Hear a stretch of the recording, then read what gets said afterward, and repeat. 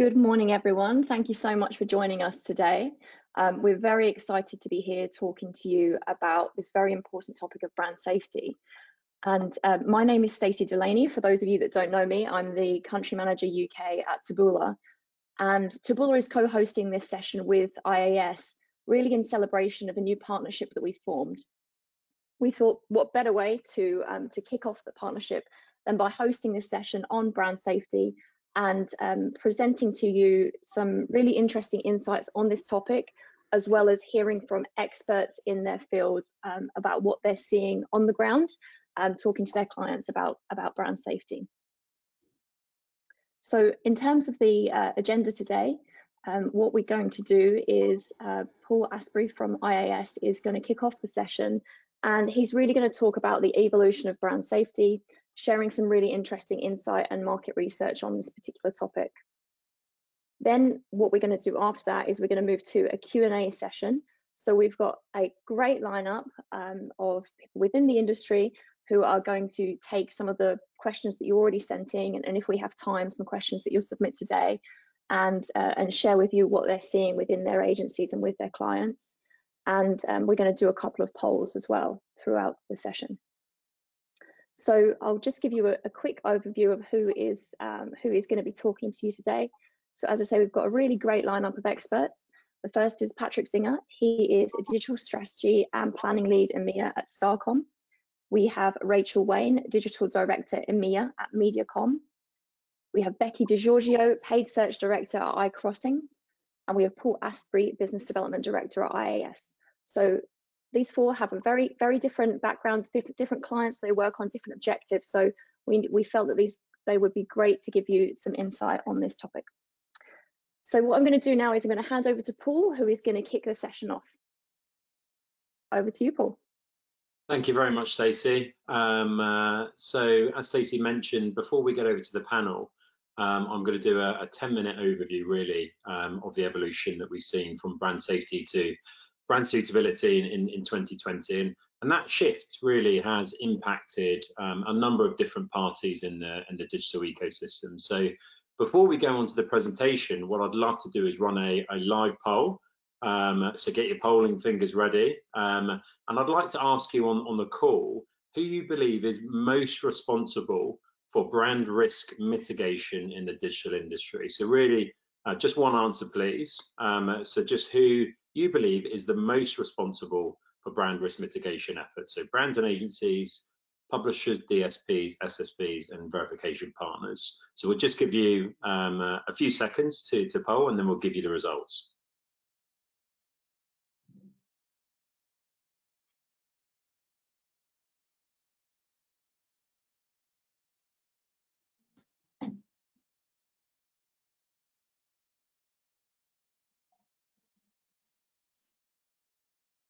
Great, thank you for your responses there. So yeah, evenly split between brands, agencies at 33%, publishers at 31%, and verification partners at 28%. So thanks for that, some really interesting results there. Great. It's been a really turbulent year for digital, and you can see some of the headlines that I'm sure you'll be familiar with in front of you there. So whether or not that's the coronavirus, really kind of shifting more budget into digital advertising, or concerns about user privacy, the digital industry has really had to adapt to kind of new circumstances. And of course, one of those, one of the ways in which we're adapting is working from home and running webinars like this. So thank you to everyone for joining us on this webinar today. So the political and economic climate has been a really challenging one, of course. As hate speech and misinformation have come to the fore in 2020, we've really seen an increased shift from brand safety to brand suitability and risk management. And of course, we've seen data regulation and user privacy come to the fore as well, with more users wanting a better understanding and control of their personal data. Now let's look at the importance of quality content in the digital ecosystem. And really, quality content is more important now than ever before. So we ran a survey called the IAS Ripple Effect to get a better understanding from consumers how important high quality content was for them. And you can see the results of the survey in front of you. So the environment where the ad is placed is really important to consumers. In fact, 91% of UK respondents considered the quality of the content important when it came to ad placement. So that's actually more than the 87% of people who said it was important for the ad to be relevant. So in short, content and content quality is more important than ad relevance. And this, of course, puts premium publishers at a real advantage. Now let's also look at engagement and how that is impacted by the quality of the content surrounding the ad. Again, you can see some results from our Ripple Effect survey in front of you here. So 65% of people stated a likelihood of engagement with the ad when the content was of high quality. And that compares to only 22% when the environment is of low quality.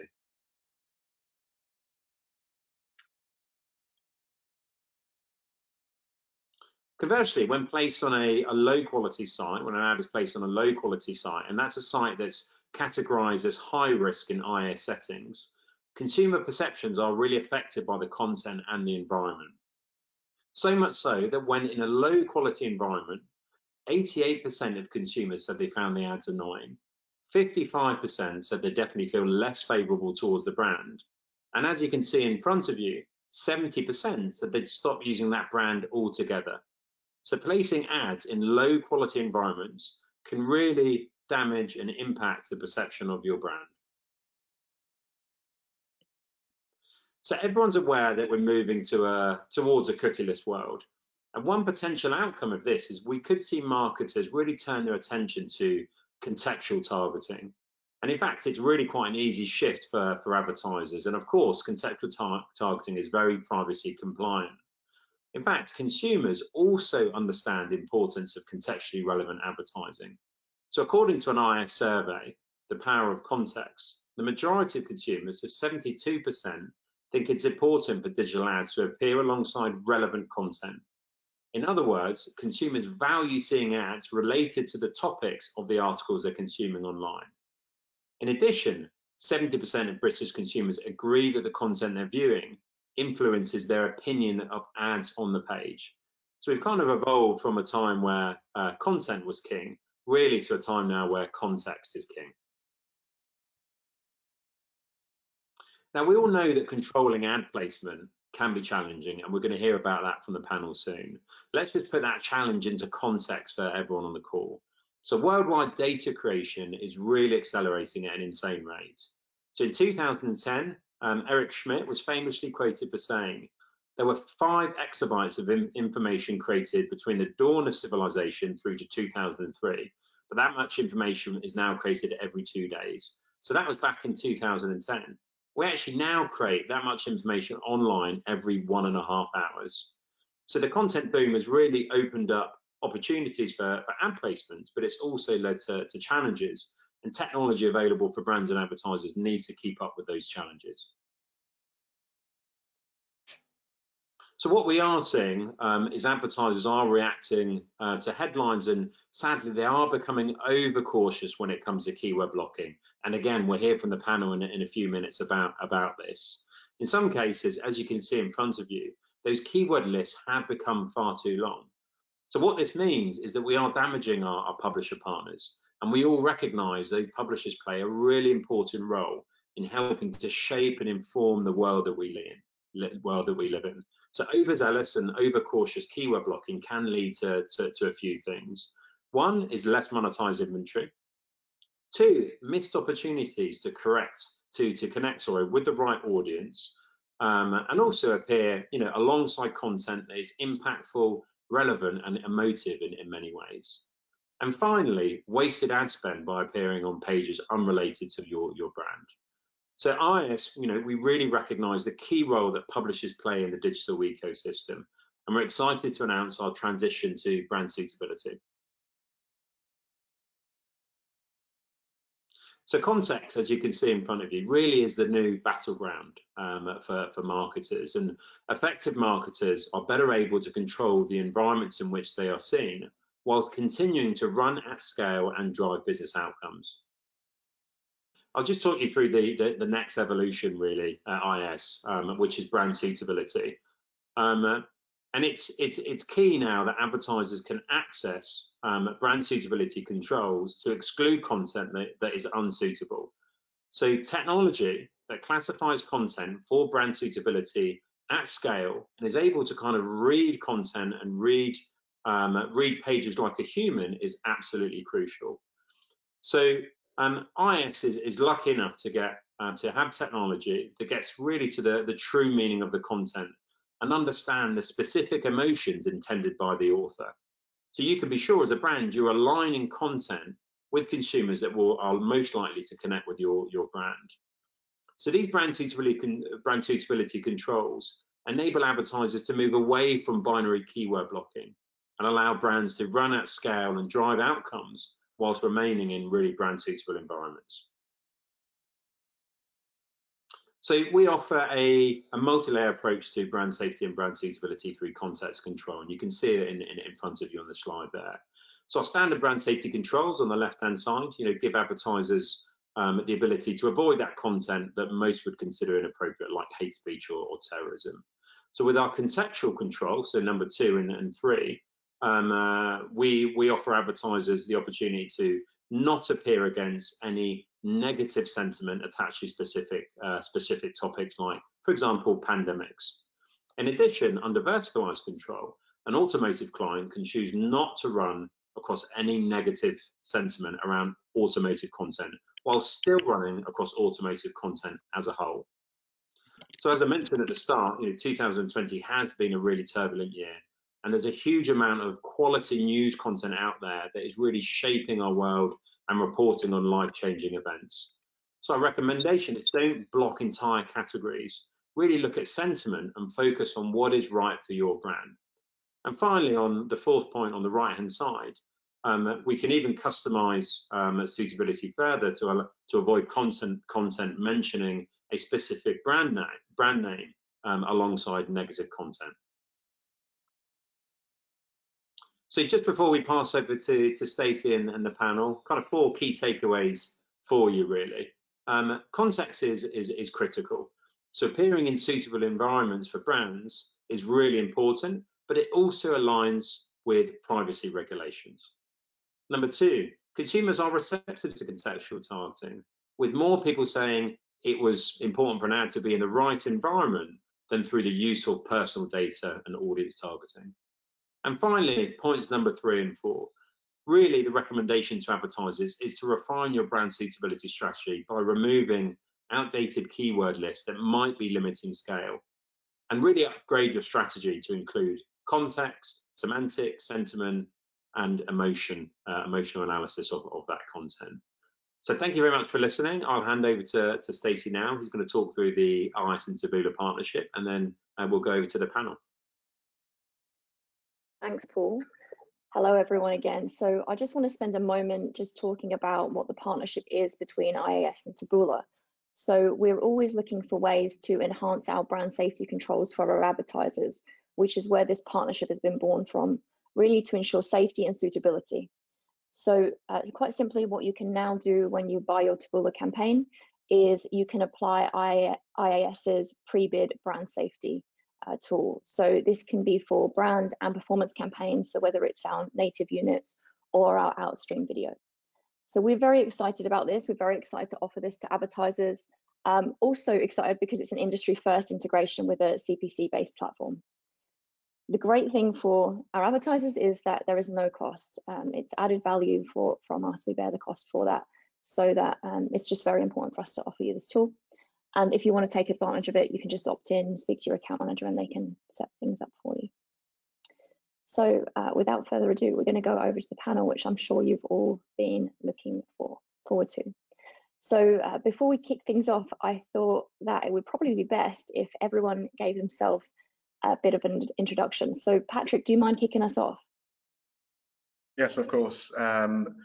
I'm just double checking I'm not muted, because pretty much every single call I've been in, I've been muted. So you can all hear me? You're good. Perfect. You're good. Hi, I'm Patrick Zinger. I currently work at Starcom as a digital strategy director, and I overlook European markets across all things digital, programmatic, social, search, and partnerships. Becky, do you want to go next? Hi, yeah, of course. I'm Becky DeGiorgio. I work at iCrossing. I'm paid search director here at iCrossing, and I work really closely with the whole paid media team. Obviously, within paid search itself, we do a lot of work with kind of negative keywords, etc., making sure our ads are appearing against only relevant searches, etc. So, got some kind of useful insights on those principles. Rachel, last but not least. Absolutely. Hi everyone, I'm Rachel Wayne. So I'm Digital Director for EMEA over at Mediacom. I have been in the industry for way too many years to mention, so I'm not going to talk about that. But yeah, really happy and excited to be here. Thanks everyone. So actually, before we start our questions, I believe we've got a poll that we would like the audience to answer. So it should be appearing on your screens now. What level of priority will your organization give to take control of brand risk mitigation efforts in 2021? We'll just give you a few moments to answer and then look at your scores.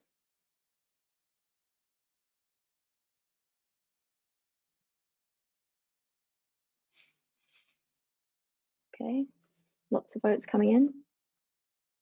All right, so the results are very high, 31%, high, 48%, medium, 14%, low, 5%, and very low, 2%. Very interesting. Very interesting. Thank you for answering that. So let's get into our questions. So thank you already to the audience for submitting so many questions. We've got quite a few lined up. We will try to answer as many as possible. For those that we don't answer in this session because of time, we will share after the session. We will compile all of the answers to the ones that we missed. So kicking off with our first question. Needless to say, 2020 has been an unusual year. With world events in headlines throughout the year, a lot of conversations about brand safety have been brought to the forefront. Have your priorities around brand safety and suitability changed in 2020? Who wants to kick us off on the panel with that? I'm happy to. Yeah, great, thank you. So yeah, absolutely. As you say, 2020 has been an unusual year full of many world events. I would say though that in terms of our priorities, they haven't particularly changed in 2020. So of course, brand safety has always been really important and at the forefront of what we do.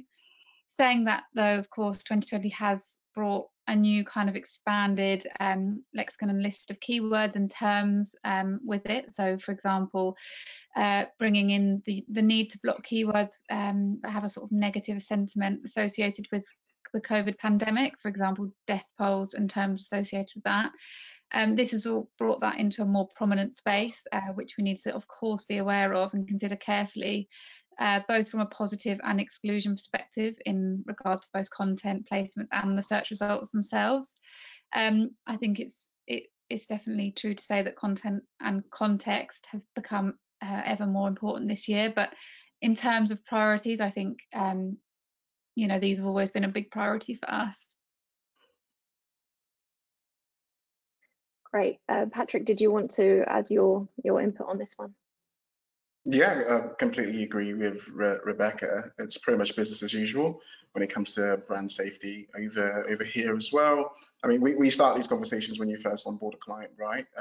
We first need to have a good understanding of what does brand safety mean for them as a brand, because you know different measures adhere. Different clients like different things, different wordings or keywords are appreciated by some clients over some. So we evaluate which tactics, partners, strategies the client previously had in place, and which tactics sort of still we still move forward to, are still fit for purpose now.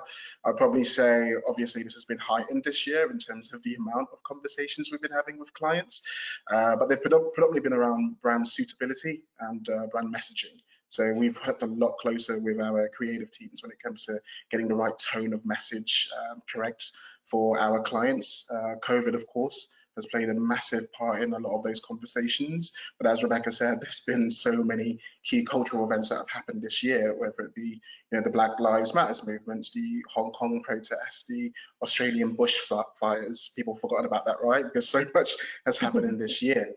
Just the current state of the economy, for example, has changed what type of content that we want to be associated with, has changed our yearly approach for our clients. When we mapped out what 2020 was supposed to look like in 2019, that has completely changed and altered.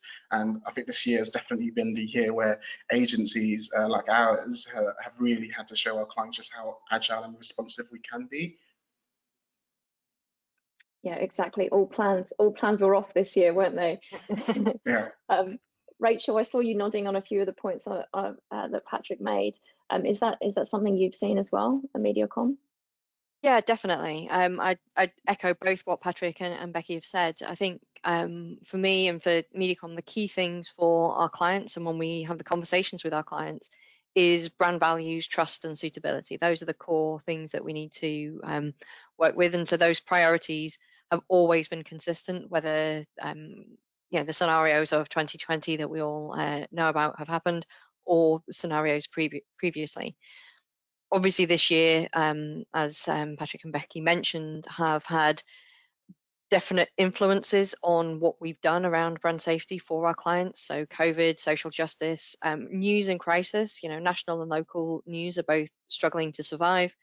Our social media and society, there's been a huge amount of conversations around this, and it's making sure that our brands appear in what is suitable for them. But to Patrick's point, what is suitable will depend entirely on who that client is and what their profile and what their suitability looks like. Sure. Thank you for that.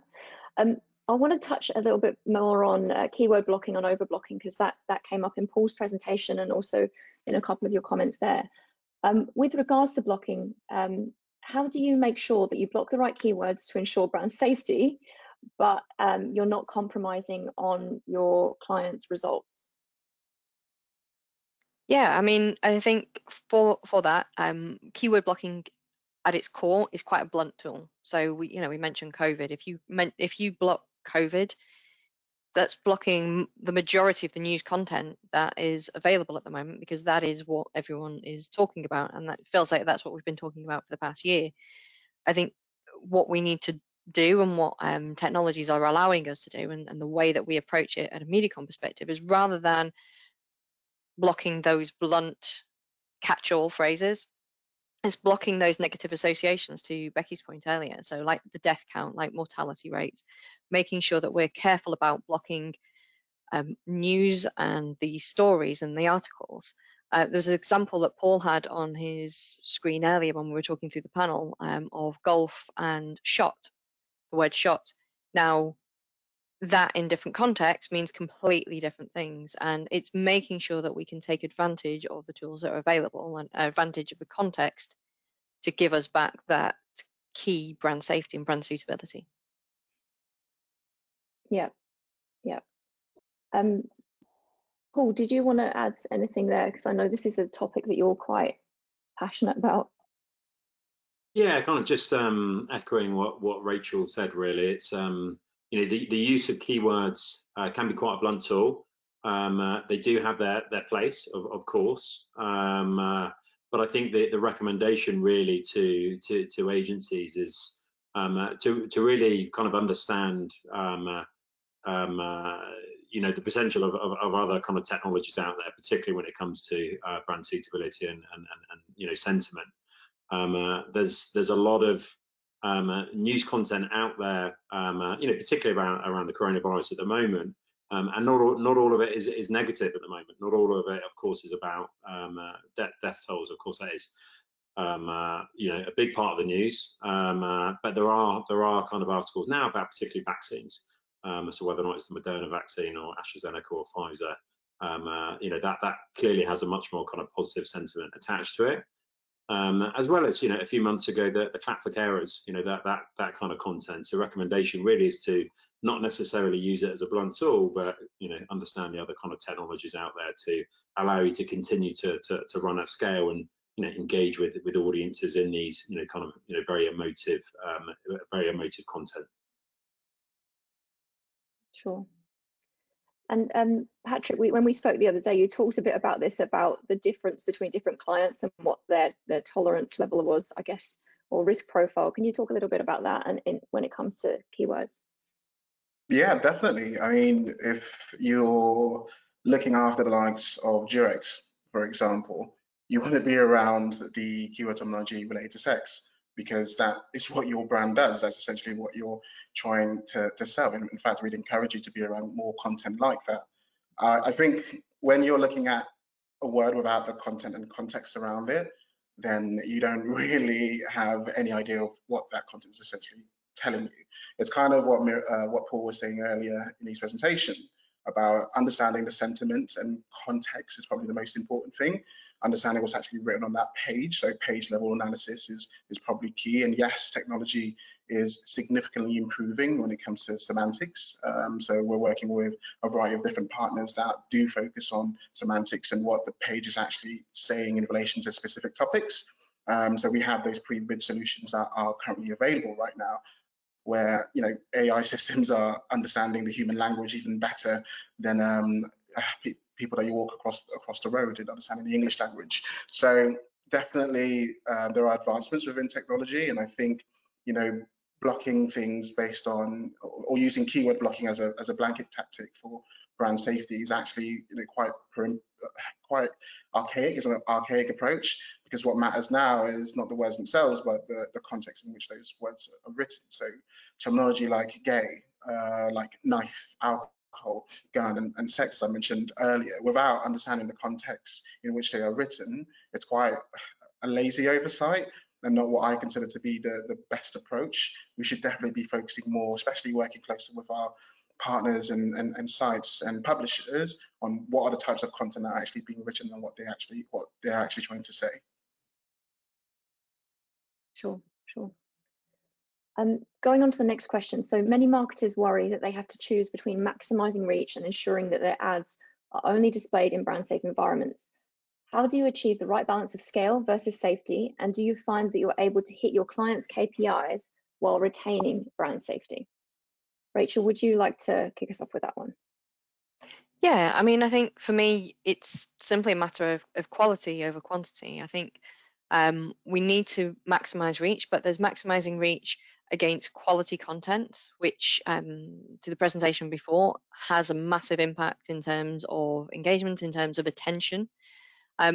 We don't necessarily need scale against the long tail of smaller sites that have less relevance to the appropriate brand. So context is absolutely key from that perspective.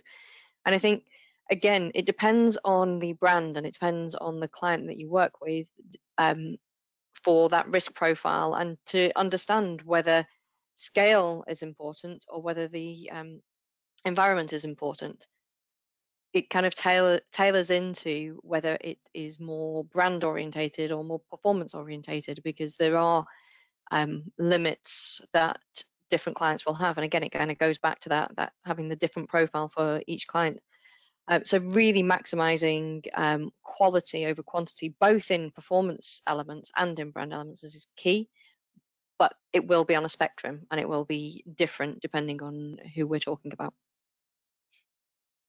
Sure. Patrick, did you have anything to add there? Yeah, I think it is very, very difficult when it comes to, let's say branding and DR-based campaigns, because when you're focusing on DR, your key focus is on cost efficiencies, right? You want to get the most cost-efficient CPA out there, and to do so, you need to ensure that you don't limit the reach of your audience. But I guess it's similar like when you're building a campaign within a particular DSP. If you're adding multiple lines of targeting, you are in effect limiting your reach. So as Rachel kind of said there, it is a constant balancing act. So you need to ensure that you're hitting your objectives of the campaign, but you're still building out your campaign to reach as many people as possible, especially if you're, let's say, within the FMCG realm, because your product should be bought by everyone, right? You shouldn't be limiting how many people you reach. So I think what needs to happen here is an open and honest conversation with your clients as early as possible to sort of explain what the impact of every specific brand safety tactic you're using and what it does to the actual reach of the campaign and potentially to your performance. I don't think clients' approaches to brand safety should change, whether it's for a branding campaign or a DR campaign, but realistically for brand, you're more likely to go towards the I want quality premium, I want quality content, I want my brand to be shown against the best of the best, but that comes at a premium. You're going to have to pay a premium. So for DR, yes, you still may want to appear against quality content, but potentially you'll be looking more towards, okay, what's actually making us more cost efficient in terms of our reach and getting the right audiences to convert. So yes, it's definitely a choice between quality and quantity, as Rachel mentioned. Sure. That actually, part of what you said leads very nicely onto our next question. So when talking to your clients about brand safety, who drives the conversation? Is this an issue that your clients feel is important, or are you, the agency, more proactively addressing this issue? So Becky, I know you had some thoughts on this one that you wanted to share. Yeah, absolutely. So brand safety is a core element of what we do across marketing channels. When it comes to the clients and their concerns and understanding, it does really vary from client to client. So for example, we find that some, particularly in highly regulated services, for example, finance or pharmaceutical, brand safety is kind of more of a primary concern and requires kind of limited training and explanation from us. And we sort of progress that relationship more just as a partnership. However, we sometimes find that with other clients, particularly those that have previously not done a lot of, for example, digital marketing or are new to a particular channel, then it often falls on us, iCrossing as the agency, to educate and sort of drive that conversation forward more, helping them to just empower the clients with that appropriate knowledge. I think it's clear, it's just important that we have a kind of a clear understanding of that kind of knowledge level of clients, and have those appropriate discussions between us as the agency and the brand, just to make sure we're really clear and transparent and are always having that conversation. Sure. And Rachel, Patrick, are you finding this the sort of same thing at your side? Yeah, absolutely. I totally agree with what Becky said. I mean, I think it's up to the client to advise on their appetite for risk, and that will depend on who they are. To Becky's point, certain clients within certain verticals will have different criteria. I'll give you a really simple example. Automotive clients, or sorry, alcohol clients wouldn't want to necessarily be advertising against automotive content because of the obvious connotations. Now, automotive content in general isn't seen as kind of inappropriate for most brands, but for alcohol brands specifically, then it absolutely is. And every single client and every single vertical will have a completely different set of criteria.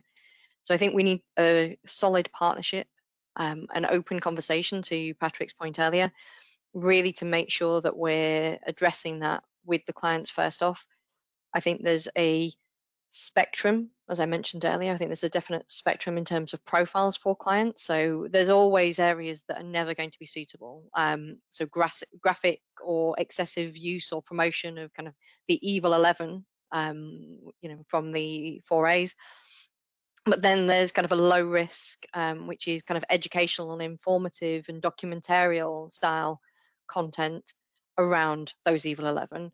And everywhere in between. So, and every client will have a different take and different criteria and thresholds for each of those, and we need to address that on a case-by-case basis. Sure. And I guess then, if there's no other points on that, I'll move on to the next question. So we've covered this a little, but I would love to probe a bit more. How does your approach to brand safety differ to your clients' KPIs? How does a performance client look at brand safety versus a brand client? I know we've shared some views on this so far, but did you have any more specific insights on this? open to anyone. I mean, I think as I mentioned before, there's a fundamental hygiene factor of kind of non-appropriate sites and environments. But one of my current clients, for example, my current client is all about efficiency and driving performance. But they're also a premium brand, so they have a very low risk profile, which can limit that inventory.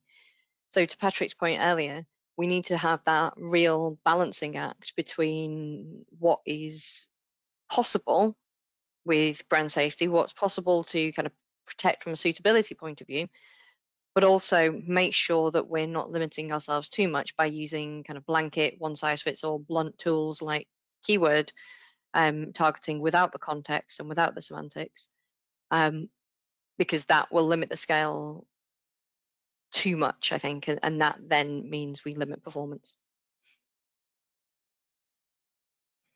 Yep. Okay. All right. Sounds like we've covered that question then quite in detail.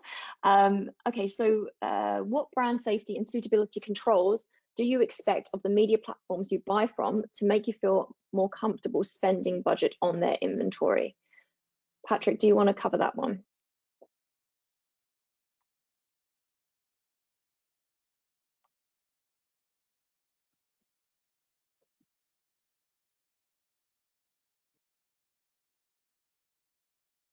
Is Patrick on mute? Patrick, we've lost you, I think. I literally provided so much insights in that 5 minutes of talking. I literally gave you everything. I just can't repeat what I just said, but I'll try to. Apologies, this happens all the time. I'm always on mute. So apologies. What I would say is the most important thing that I think when it comes to suitability and brand safety controls is having an honest conversation with your clients and the partners that you work with, the sites that you work with. I have the luxury of working across multiple markets, so I don't just look after the UK, who you'd say is quite advanced when it comes to the technologies that are currently in place, and the sites that we work with, or the sites we have conversations with, already have an understanding of what type of content they shouldn't be creating to be suitable for brands. This isn't the same in the likes of your Romanias of the world, etc. The technology and the education piece just isn't currently there. It's very difficult because the internet is the internet, and what we don't want to do is act like Big Brother and put a parental lock on the entire internet, or limit, I guess, the creativity of certain publishers and creative people to create content on the internet that clearly people want to see, people want to view. And I think a lot of our advertisers have to also accept that the majority of the internet is not just cat videos and TikTok dances. If you want to be present where real life happens, then you have to accept the reality of it, that not all content is going to be positive news stories, and not all content is going to be premium content. And sometimes your customers who buy your products, they like shit content. They have guilty pleasures. They have crap that they watch that you would think, based on your own opinion, is crap content. But that's where your consumers are. That's where your reach essentially should be. And it's very difficult to balance. What makes sense for us as a brand versus where our consumers currently at this particular moment in time. And I think, what comes out of that, or what you should be doing, is working collaboratively with your media partners, your clients, and having an understanding of what type of partners and sites do they love working with and want to be a part of. And in the center of that is essentially trust, right? You should trust that your partners that you're working with, wouldn't do articles, for example, that glorify drink driving, which was mentioned earlier, or excessive drinking, and they wouldn't put any unsavory images or content on their site to put your brand at risk to begin with. So having that formulated, I guess, way of working with your client to say, this is what is right for your brand and what kind of content and partnerships you want to have, and this is essentially what we advise that we continue doing. And I guess repeatedly going over that process and making sure that you have, a time to take a step back, understand the content and context you're currently in, the cultural changes that you're currently in, and provide that advice to our clients to say, okay, we used to work with that partner. That partner is now doing this type of content. We can't work with that partner anymore, and give that advice to our clients because, they put that faith and trust in us to give them that direction. Sure. And yet we've all got these guilty pleasures, the cat videos, as you said as well. I'm sure we all smiled when you said that one.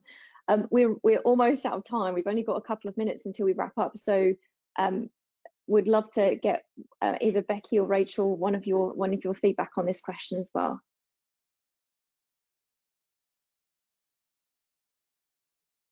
Who's going to go? Yeah, I'll go. Okay, I'll go. Rachel, you're in. I feel like I always go.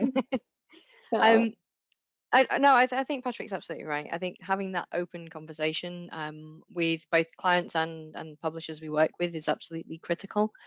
I think having regular check-ins with the publishers that we work with as well, to make sure that we're not, we've assessed the sites that they're delivering against, we're assessing where we see the best performance, because I think, if you're looking from a performance perspective especially, you need to know which of those sites are actually generating the best performance, and it helps the publishers and it helps the platforms and the partners that we work with.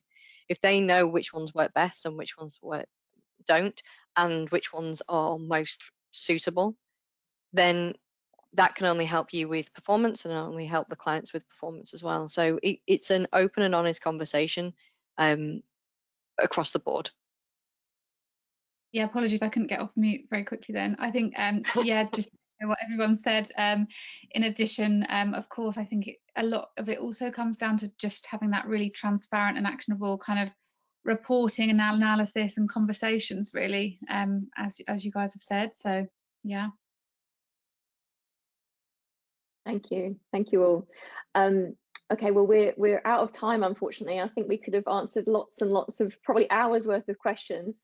So thanks very much to our panel, and thank you to everyone who did ask a question. We will follow up after the session with a recording and in the next couple of days, and then also the answers to any questions that we didn't respond to in the session will be available hopefully by mid next week. So over and out. Thank you very much. Thanks, everyone. Thanks. Bye.